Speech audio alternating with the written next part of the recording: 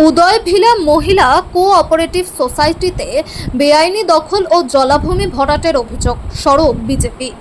উদয়ভিলা মহিলা কোঅপারেটিভ সোসাইটিকে ঘিরে নতুন করে রাজনৈতিক বিতর্ক তৈরি হয়েছে। কামারহাটের বিটি রোড সংলগ্ন কেন্দ্রীয় সরকারের অধীনস্থ এই জায়গায় দীর্ঘদিন ধরে মহিলাদের স্বনির্ভরতার বিভিন্ন কাজ পরিচালিত হতো বলে জানা যায়। অভিযোগ 2011 সালে রাজ্যে তৃণমূল সরকার আসার পর থেকে ধীরে ধীরে এই জায়গা বেআইনিভাবে দখল হয়ে যায়। বিজেপির অভিযোগ, মদন মিত্র কামারহাটি বিধানসভা কেন্দ্রের বিধায়ক হওয়ার পর তার ঘনিষ্ঠদের নেতৃত্বে এলাকায় একাধিক বেআইনি কাজ চলতে থাকে। বিজেপির দাবি, গুড্ডু আনসারি সহ কয়েকজনের নেতৃত্বে পুকুর ভরাট করে বিভিন্ন নির্মাণ কাজ করা হয়েছে এবং সেই জায়গা বিভিন্ন সংস্থাকে ভাড়া দেওয়া হয়েছে। অভিযোগ, স্কোয়ার ফিট অনুযায়ী ভাড়া তুলে সেখানে একাধিক সেট নির্মাণও করা হয়েছে।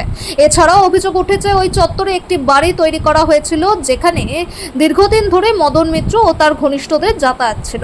বিজেপির বক্তব্য, পুরো এলাকা জুড়ে বেআইনি দখল, তোলাবাজি এবং জলাভূমি ভরাটের কাজ চলেছে বহুদিন ধরে।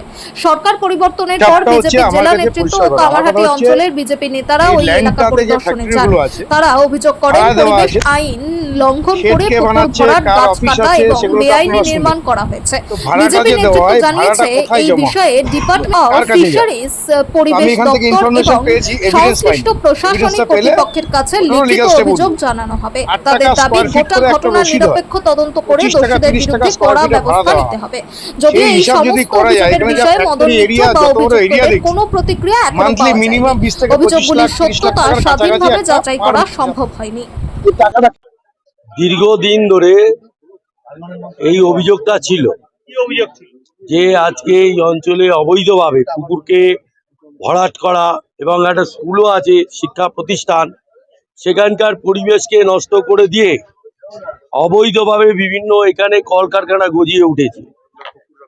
এবং আজকে আমাদের যিনি এমএলএ আছেন এখনো, দুর্ভাগ্য তিনি এবারও জিতেছেন, যিনি ও লাভলি বলতে খুব ভালোবাসেন এবং তার ব্যক্তিগত জীবন নিয়ে বলতে চাই না, আপনারা আমার সাথে ভালো জানেন।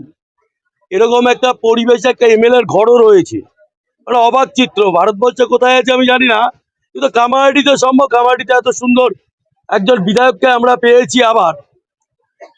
আর ওনার পুকুর রাখার জন্য, ওনার যে ঘরে আমরা যে সার্ভে যে আছে তার জন্য একটা ঘর উনি রেখে দিয়েছে।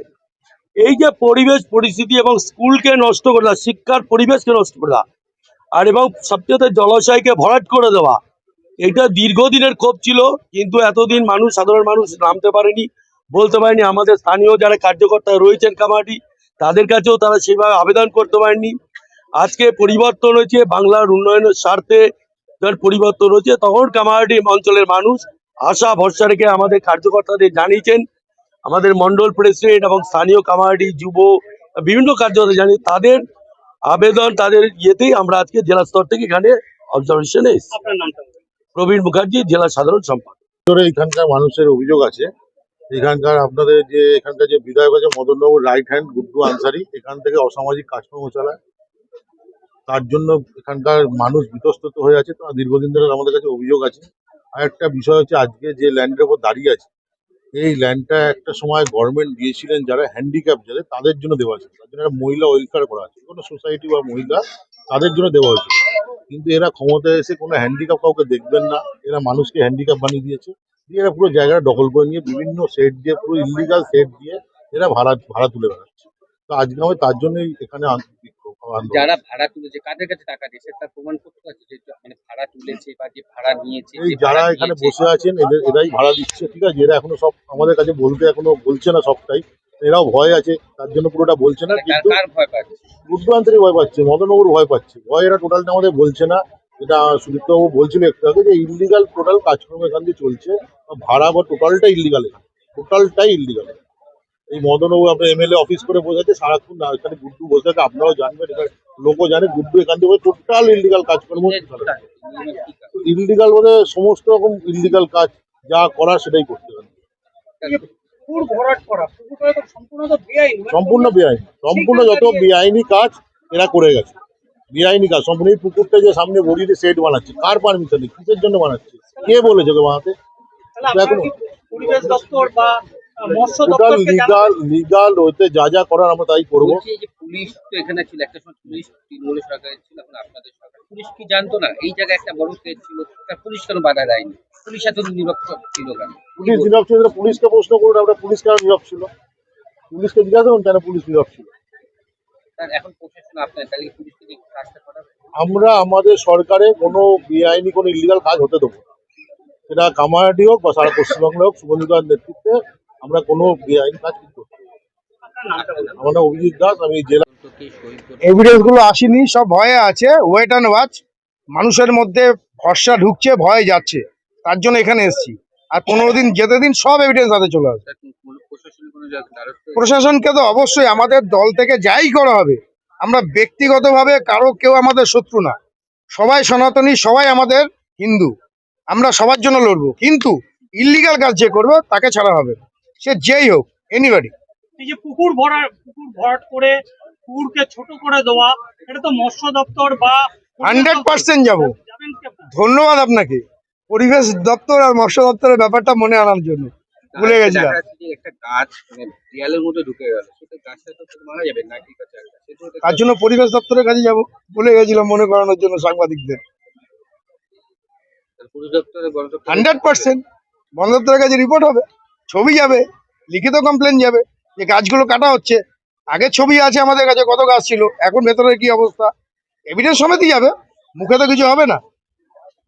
এইখানে মদন মিত্রর ছিল, অফিস ছিল, এমএলএ অফিস। এটা তো আমার মনে হয়, আমি তো যা বলার বললাম, আপনারা মদন দাকে জিজ্ঞেস করুন। দাদা, আপনি তো জনপ্রতিনিধি, এমএলএ অফিস তো রাস্তার উপরে হবে, 4 মাথার মোড়, 6 মাথা মোড়, কোনো জনবহুল এরিয়াতে। ফ্যাক্টরি লাইনের ভেতরে এমএলএ অফিস কি জন্য? মানুষ কি এখানে রাত্রেবেলা আসবে? 10টার সময়, দুপুরবেলা উনি যখন থাকে তখন এখানে আসবে এমএলএ এর কাছে সহযোগিতা নিতে? ভণ্ডামি জায়গা নেই নাকি? এইগুলো নিয়ে কি আপনার প্রশাসন? 100% এমএলএ কাছেও আমাদের দলগতভাবে কৈফিয়ত চাইবো। এই ভেতরে এমএলএ অফিস কি জন্য আছে? এমএলএ কাছে অবশ্যই দলগতভাবে যাবে, জেলার মাধ্যমে খবর নেওয়া হবে, কেন আপনার অফিস, এমএলএ অফিস ওখানে আছে। দরকার পড়লে শুভেন্দু দপ্তর থেকে চিঠি আসবে, এমএলএ অফিস ল্যান্ডে কি জন্য আছে, উত্তর তো উনি দেবে। সাধারণ মানুষকে অনেক বোকা বানিয়েছে, এখন মানুষ আর বোকা নেই, ভরসা ইন, ভয় আউট। কবিতা কিছু বলবে? দাদা, আপনার নামটা? আপনার নাম? আমার নাম গৌতম বিশ্বাস, কামারহাটি মন্ডল টুর প্রেসিডেন্ট। দাদা, আজকে এই উদয় ভিলা সেন্টারে আসা কি কারণে, কি বিষয়? উদয় ভিলা নিয়ে বহুদিনের কমপ্লেন ছিল, বহু বছরের কমপ্লেন ছিল।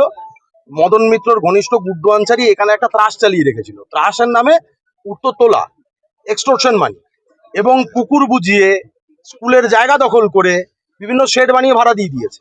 এখনই বললো এনজিওর কথা, এনজিও এটা নাম, আসলে উত্তরে এক্সটোরশন মানি। এটা পেয়ে আমাদের জেলা নেতৃত্ব, আমাদের প্রবীর দা আছে, অভিজিৎ দা আছে, ওনারা উদ্যোগ নিয়েছিলেন যে এইভাবে করে চলতে পারে না, এই যে এরা বন্ধ করতে হবে। এবং এই কারণে আমরা সবাই এসেছি, আমরা ডকুমেন্ট কালেক্ট করেছি, বিভিন্ন জায়গায় কথা বলেছি। এখানে রিসিভার আছে, আমরা রিসিভারের সাথে কথা বলবো, বলে আমি 200% নিশ্চিত এখানে কোনো কাগজ নেই, এটা সম্পূর্ণ তোলার মাধ্যমে চলতো। এবং আজও ওদের এখান থেকে হাঁটছে না কেন, অভ্যাস হয়ে গেছে, এই তোলাটা অভ্যাসে পরিণত হয়েছে। কিন্তু এটা তো আর চলতে পারে না। আমরা লিখিত অভিযোগ আমাদের মন্ডল সভাপতি করবেন এবং তারপর এটার ব্যবস্থা হবে। এখানে এমএলএ এর একটা অফিস আছে, এখানে এমএলএ অফিস চালাতো, এই যে একটা সুন্দর একটা বিল্ডিং এখানে থাকার জায়গা, এখানে সবাই জানে, বেলঘুরের লোক জানে, এখানে ফুর্তি হতো, উনার পোষা মস্তানেরা ফুর্তি করতো এখানে। আর চলবে না, ফ্যাক্টরি ল্যান্ডে এমএলএ অফিস আর চলবে না, এই দাদাগিরি আর চলবে না কামারহাটি। তাহলে এই যে ইনলিগাল কনস্ট্রাকশন যে কারখানা বা যেগুলো হয় সেগুলো কি ভাঙা হবে? আইনানুগ ব্যবস্থা নেব এবং আইনত ভাবেই এগুলোকে সব ভেঙে গুড়িয়ে দেওয়া হবে। যারা জড়িত আছে তাদের কি বিরুদ্ধে কোনো ভাবে স্টেপ নেবে? ব্যবস্থা নেওয়া? আইনগত ব্যবস্থা নেব আমরা, এফআইআর হবে, জেল হবে, কেউ বাঁচাতে পারবে না। আর কিছুক্ষণ আগে দেখাচ্ছে আপনি পুকুরের সামনে দাঁড়িয়ে দেখাচ্ছেন, কি দেখাচ্ছেন পুকুরের সামনে দাঁড়িয়ে, কি দেখাচ্ছেন? আপনাকে পরিষ্কার আমি ছবি দেখিয়েছি, একটা পুকুরের পাশে ভাবে একটা বিল্ডিং, পাকা বিল্ডিং উঠতে পারে? পুকুর কমে গেছে, এই অর্ধেক জিনিসটা হয়ে গেছে। কারা করেছে? গুড্ডু আনসারিরা করেছে, এইসব গুন্ডা মস্তানের দলেরা করেছে, পুরো উদয় ভিলাটাকে ওরা নরক বানিয়ে রেখেছে। যে বিল্ডিংটা করেছে সেটার কাগজপত্র আছে? মানে আমরা বলেছি দিতে, কিন্তু আমি 100% নিশ্চিত দিতে পারবে না, কেন কি নেই। পুকুরের পাশে হয়, পুকুরটাকে অর্ধেক করে ফেলেছে, বোঝাতে বোঝাতে বোঝাতে অর্ধেক করে ফেলেছে। অনেক বয়স্ক লোকেরা আছে যারা এখানে একসময় স্নান করতে আসতো, তারা বলছে পুকুরটা অর্ধেকেরও কম কমে গেছে। এখানে এনজিওর কি কাজ হতো? এনজিও বলে এটা একটা নামে চালাচ্ছে, এনজিও বলে কিচ্ছু নেই এখানে। মানে কোন সামাজিক কাজ? কি এখানে সামাজিক না, এখানে অসামাজিক কাজ করা ভাড়াটা হচ্ছে। কোথায় যায় এখানে? বা ভাড়াটা NGO ওঠে, কি ভাড়াটা নামে কোথায় ছিল? যায়? NGO কি নামে এনজিও ছিল? আমরা জানি না, আমাদেরকে কেউ সৎ উত্তর দিতে পারেনি। আর আর যেটা ভয় বলছে আছে তো। এমএলএ অফিস, আমি এখনো বলছি সবাই পাবলিক জানে, ভয়ে বলছেন এখানে ফুর্তি হতো। বিধায়কের পোষা গুন্ডাদের ফুর্তির আঁকড়া ছিল মানে উদয় এই বিলা, এনজিওর নামে এখানে ফুর্তি হতো? ফুর্তি হতো, বিভিন্ন মানে রকম কি অসামাজিক কাজ হতো। বিধায়ক করতেন? বিধায়কের মদত ছাড়া হতো কি করে? বিধায়ক যদি না চাইতেন হতো কি করে এগুলো? কেন কি এগুলোর 75 ভাগ তো বিধায়কের কাছে যেত। তাহলে বিধায়কের বিরুদ্ধে কি আপনারা মামলা করবেন? মামলা আমরা করবো, উনি যদি জড়িত থাকে উনি শাস্তি পাবেন। আপনার নামটা বলুন। সুদীপ্ত রায়। না না